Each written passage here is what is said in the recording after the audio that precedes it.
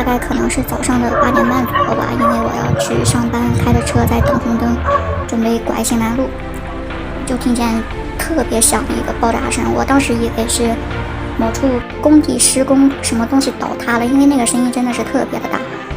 我当时那个车窗户是摇下来的，就明显感觉车身晃了那么1-2下，我感觉真的挺害怕的。